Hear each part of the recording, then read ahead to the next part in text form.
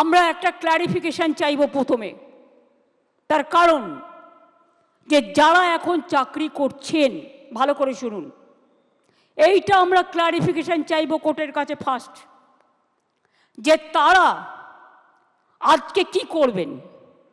আপনারা যে বললেন নতুন করে পরীক্ষা নিয়ে লিস্ট করতে, আগে আমাদের জানতে হবে যে স্কুলের বাচ্চাগুলোকে তারা পড়াতেন, যারা স্কুলে যেতেন, যারা কাজ করতেন, যারা শিক্ষক শিক্ষিকারা আজও স্কুলে অনেকে যাচ্ছেন, তাদের জন্য আপনাদের কি ক্ল্যারিফিকেশন?